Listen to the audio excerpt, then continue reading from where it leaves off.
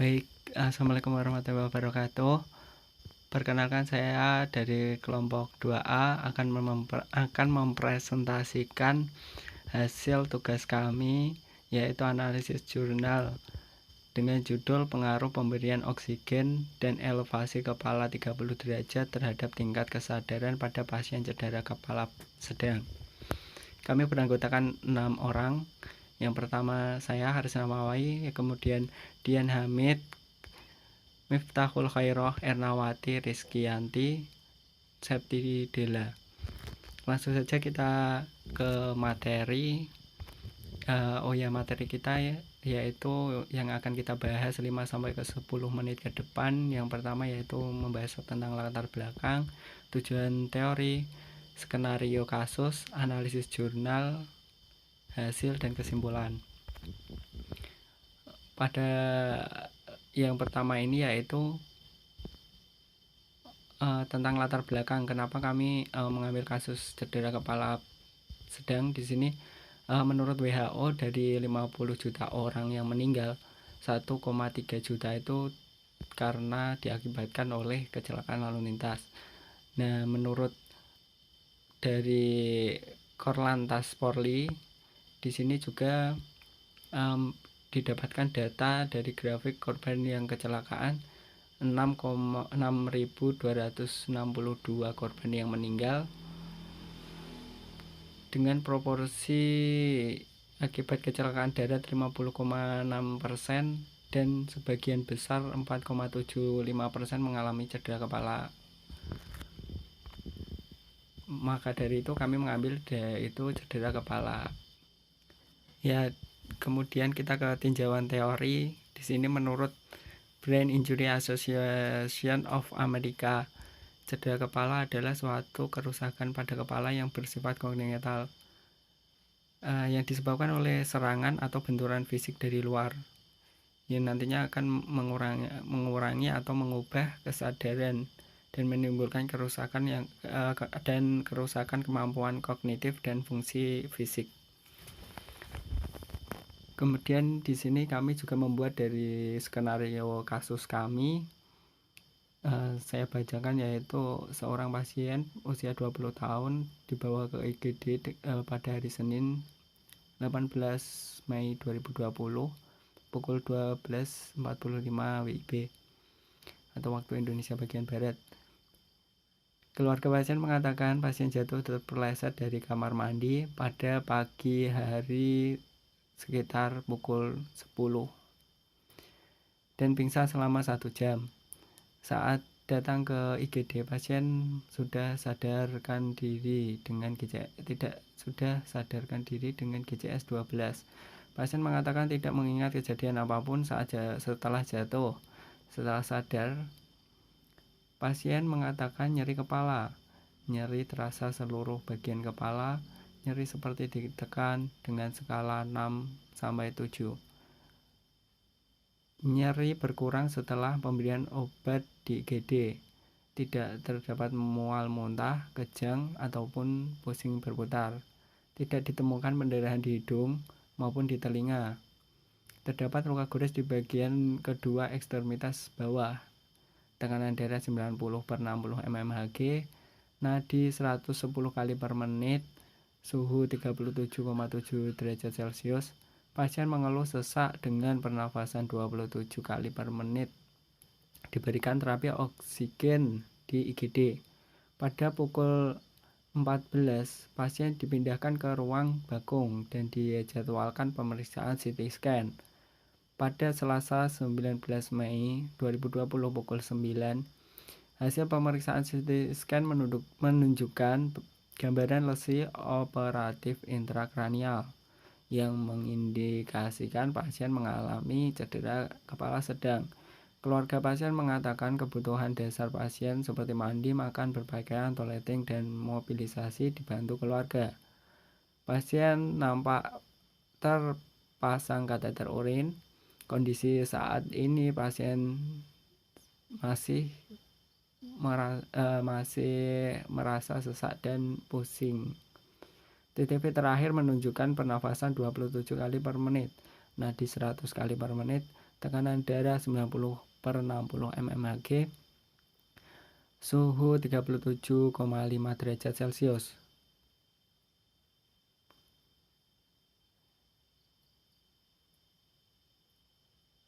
Kalau pasien saat ini, pasien keadaan lemah, belum diperbolehkan untuk banyak mobilisasi. DCS 12, skala nyeri pusing 4, nyeri seperti ditekan di rasa seluruh bagian kepala. Kemudian kami mencari jurnal, yaitu di bagian analisis jurnal, ya ini metode kami mencari jurnal. Yang pertama yaitu pastinya kami membuka aplikasi browser, kemudian mengetik Scholar google.co.id, kemudian masuk ke beranda, kita masukkan keyword, dan keyword yang kami masukkan yaitu jurnal keperawatan pemberian oksigen pada pasien cedera kepala. Kemudian pilih jurnal yang sesuai atau yang kita inginkan, kemudian klik bagian judul full text dan kita download. Mungkin itu. Di sampingnya ada gambar buktinya, bukti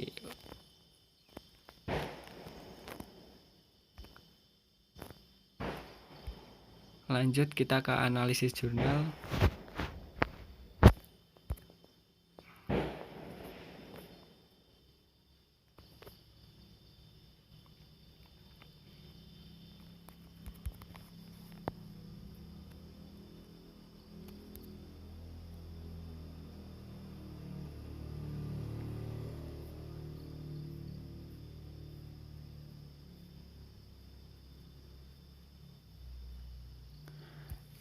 Ya, untuk penjelasan analisis jurnal di sini dari pertama yaitu rumusan masalah, ya pastinya kita dari kita mencari yang pertama rumusan masalahnya di situ PICO ya.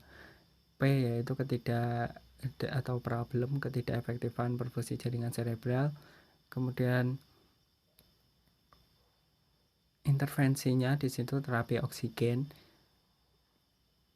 Comparationnya atau perbandingan di situ terapi oksigen dan tidak ada ya untuk perbandingannya. Nah, kemudian dari outcome-nya yaitu kayak ketidakefektifan perfusi jaringan cerebral setelah dilakukan perfusi jaringan cerebral setelah dilakukan pemberian terapi oksigen. Untuk narasinya di sini, apakah terapi oksigen efektif untuk meningkatkan perfusi jaringan cerebral? Nah, ini untuk metode strategi penelusuran di sini mencari di Google Scholar dengan kata kunci jurnal keperawatan pemberian oksigen pada pasien cedera kepala. Kemudian muncul beberapa jurnal dan kami mengambil yaitu pengaruh pemberian oksigen dan elevasi kepala 30 derajat terhadap tingkat kesadaran pada pasien cedera kepala sedang. Nah, ini adalah bukti pencarian di Google Scholar. Kemudian dari hasil penelusuran ini didapatkan jurnalnya dan di download ya, full text.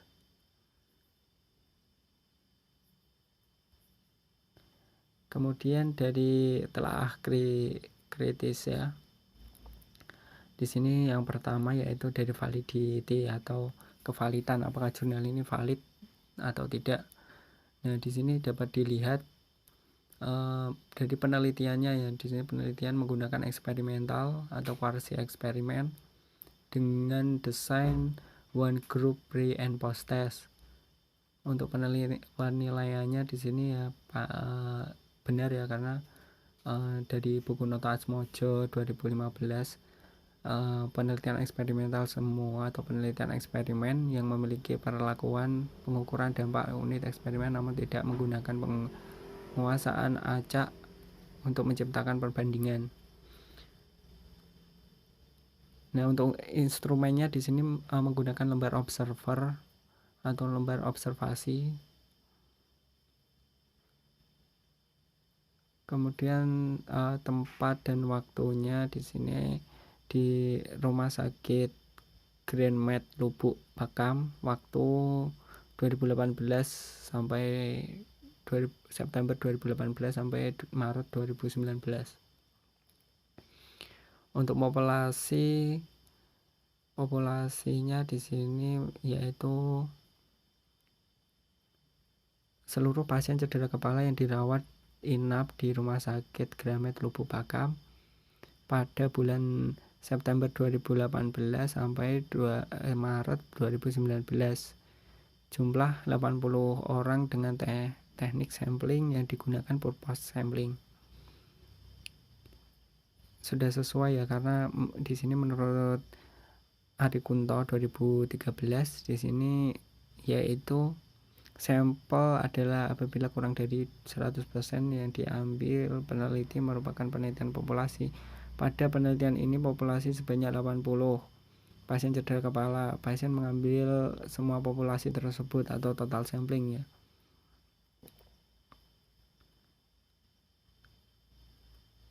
Kemudian dari uji statistiknya di sini menggunakan uji statistik Pearson test, yaitu untuk membandingkan antara data sebelum dan sesudah, rata-rata sebelum dan sesudah diberlakukan perlakuan. Kemudian dari importannya atau ya di sini dari importannya yaitu untuk membandingkan tingkat kesadaran sebelum dilakukan pemberian dan sesudah dilakukan pemberian. Untuk hasilnya di sini didapatkan sangat signifikan ya, dengan nilai value kurang dari 0, mungkin nilai value yaitu 0,000 yang berarti kurang dari 0,005. Hal ini menunjukkan bahwa penelitian ini signifikan. Jadi menurut dari via tadi kan sudah dijelaskan ya, jadi dari proses penelitiannya ini benar dan valid digunakan.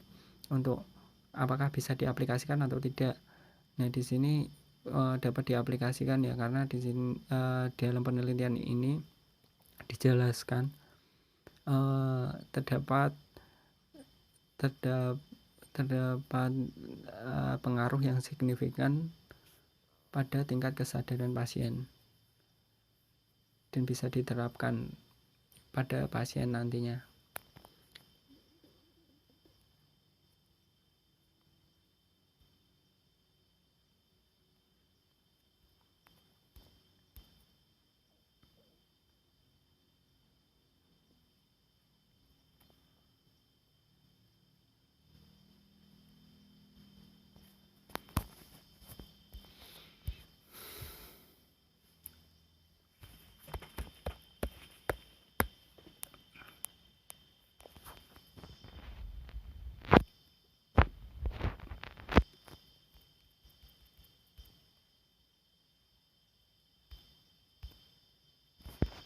Untuk kesimpulan dari jurnal ini, yaitu dari analisis jurnal yang menyatakan bahwa evidence-based nurse yang berjudul pengaruh pemberian oksigen dan elevasi kepala 30 derajat terhadap tingkat kesadaran pasien cedera kepala sedang valid dan dapat digunakan ya, dengan nilai validitas di sini yaitu value-nya 0,05, P sama dengan 0,05 dengan taraf signifikansi kurang dari 0,05, yang berarti analisis data menunjukkan signifikan dan dapat diterapkan pada pasien dengan cedera kepala. Mungkin cukup sekian penjelasan dari presentasi analisis jurnal kelompok 2A. Mungkin kalau ada yang ditanyakan bisa ditanyakan. Saya mewakili dari kelompok 2A mengucapkan terima kasih atas perhatiannya. Sekian, wassalamualaikum warahmatullahi wabarakatuh.